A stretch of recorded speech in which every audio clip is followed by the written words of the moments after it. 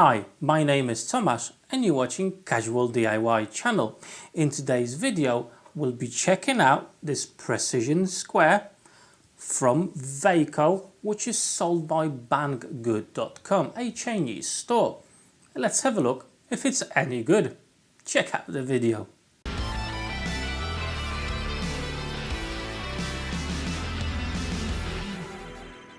Now, as a start off, I need to tell you that I received this precision square from Banggood.com with no obligations. I don't have to make a video, I don't have to say anything about it, and that's how the reviews of any tools on my channel actually work. I only accept the offers where I've got a free hand and I can say and do whatever I want.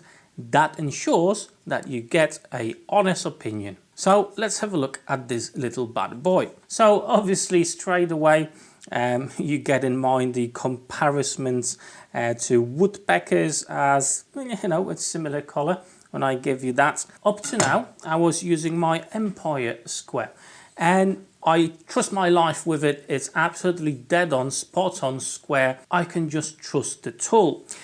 Saying that, is definitely not perfect, and I'm going to show you the biggest problems I had with this, that potentially this precision square is fixing. So let's have a look. Right, and so what is the actual problem with the Empire square for me? When you place it against your workpiece and you release it, it just doesn't stay on the board. You have to constantly hold it, otherwise it will just drop. It's just the way it's designed. Whereas with the Vaco square, you place it on your workpiece and that's it. Thanks to that lip over here, it remains on your workpiece. It doesn't fall, it doesn't do some strange stuff. It just is where it needs to be. And then you can focus on making your line rather than on holding the square itself. So with the normal square, it's a lot, well, it's slightly more difficult. You have to manage the square itself so it doesn't move on you, it doesn't flex, and then make up your line. So that's definitely a good side for the Vaco square. On top of it, as you can see, the scales start from the base over here. They don't go down to the end of the ruler. They start from 0 and go up to 20 centimeters in this case. However, when you flip this over, you can see the scales start from 20 and go to 1. I've actually not had a use for that. Probably if you want to measure down something, but as I said, I usually use this side when I start at 0 and I'm obviously marking at the position I want, rather than measuring something from this side. Not sure, maybe it's useful to some people, but it's definitely not for me.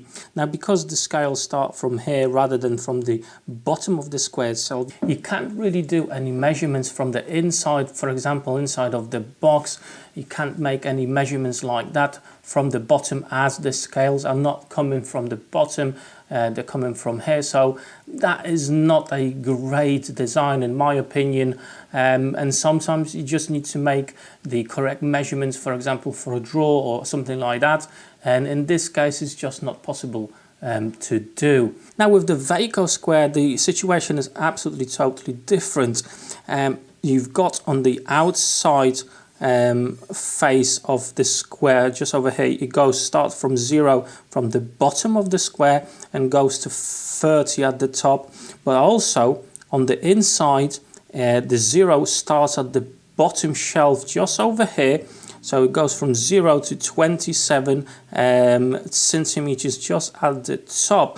I think that's a very good solution. But also let's swap it around to the other side, and the situation again is the same. You got the 0 at the base here and 0 on the inside of the square. That gives you a lot more flexibility in making your measurements. So now you've got the ability to actually measure inside of your box or your joint box or your cabinet, anything like that. You've got the ability to measure correctly the distance from the bottom, for example, from the bottom of your cabinet to where the runner for the drawer needs to be. You can precisely establish where it needs to go. thanks to this setup on this precision square. The next thing I want to touch on is actually the markings themselves, how accurate they are. And on this Empire square, I think we can agree the markings are very good, very visible and crisp. There's no issues at all on reading the scale.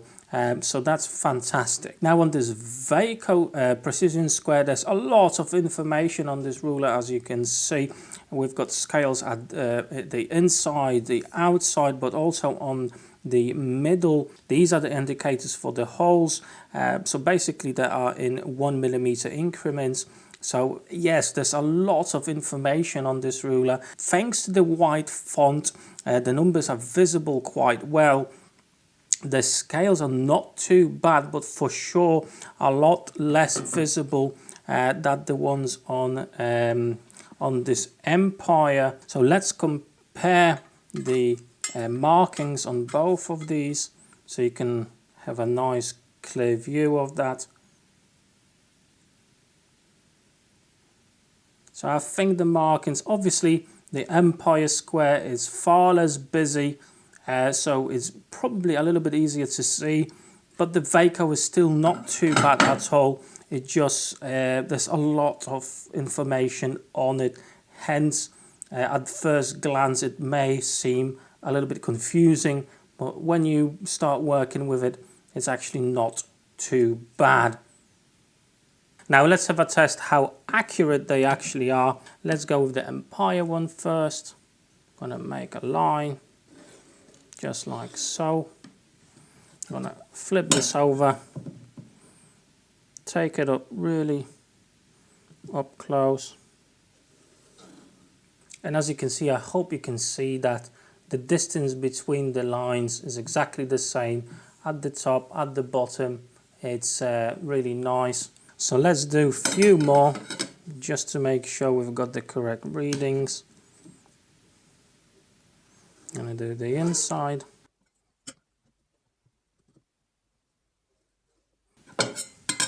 And the outside again. And you can really see how accurate it is. If the lines are matching up against each other, there's no issues with your square. And it is basically a straight square and true. Okay, so let's have a look at the Vaco one now. You see, I like this a lot more. That lip is absolutely fantastic. You don't have to hold it, you don't struggle with it, it just stays in place. So let's do the inside one first. Flip it over. Now the outside one.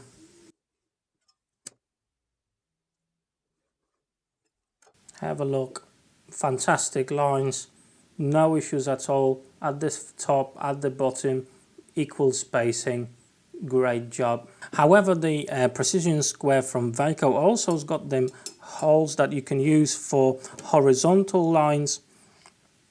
For example, if you need to make a horizontal line like that at whatever increments you need, as I said on here in the inside, each hole has got its own indicator, says at what millimeter it is. So for example, got 75 millimeters, next one 76, and so on. So the scales are on the inside for each particular hole, which is fantastic. You know exactly where you are. Obviously the zero for the holes start over here at the bottom, and they are precise. Now in some occasions with precision squares, the holes are too big.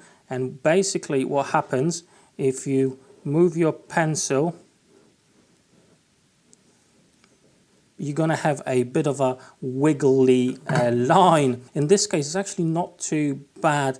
It's not perfect, that's for sure. However, I'm using a 0.5 millimeter pencil, so that fits more or less quite good in here.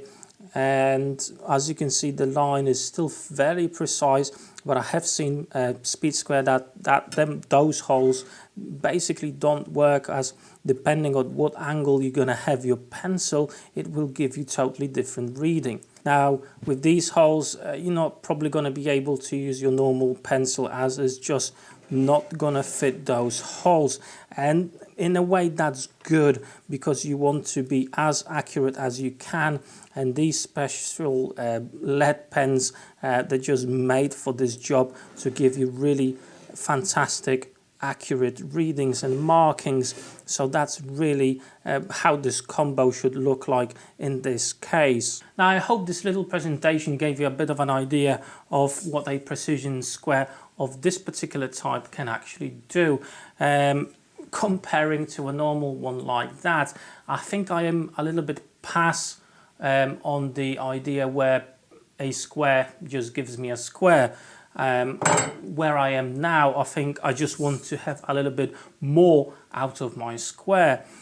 And the lip over here is absolutely fantastic, as when I'm trying to use this, the base is actually quite heavy, and if you don't hold it properly, you're just not going to get a nice and clear markings with it, and that lip is sorting that problem out. And the whole square is actually fairly light as well, which makes it to operate it even easier. And if you have to carry it around with you, if you're on a job site and anything like that, you know, it takes a lot of weight off your utility belt. So that's really good. And I think the markings on each side is well thought. I like the idea where the 0 starts here on both sides of the square. Same over here, you've got the 0 starting on the inside on both of the sides. I think that's actually a very good feature, as some of the speed squares, if you have a look, they've got totally different markings on one side and totally different on the other, and which makes it confusing when you want to flip the tool because you're in an awkward position or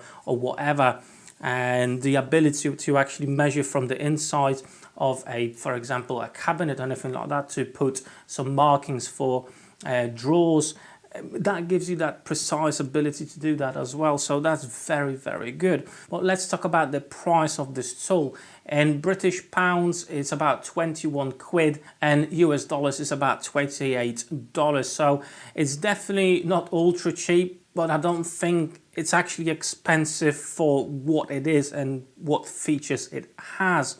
Now, is it perfect? Probably not. Probably people will find some issues with it, and if you do, from watching my video or actually owning one of those, drop me a comment down below so everybody else can see and make up their mind themselves. If you got any issues with these ones, drop a comment down below. For me, I actually got 2 issues with it. I think my OCD is kicking in. I'm not sure, because it's not impacting the ability to do its job. However, it just does my heading. 2 things. It doesn't mean you're going to have those issues on your particular square. You may have others. You don't know.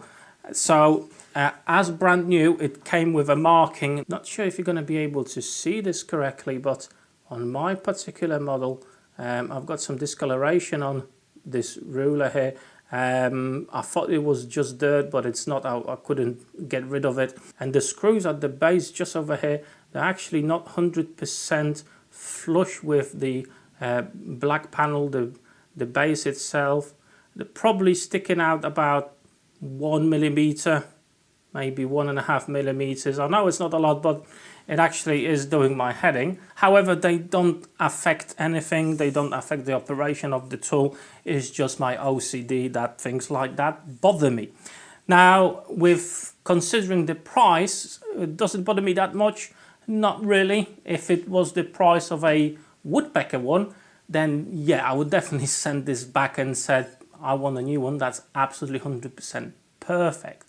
But for 21 quid, I don't think I'm going to moan about it, especially when it does the job really well, far better to what I had till now. Now, in the end, it's up to you if you're going to decide to go and purchase one.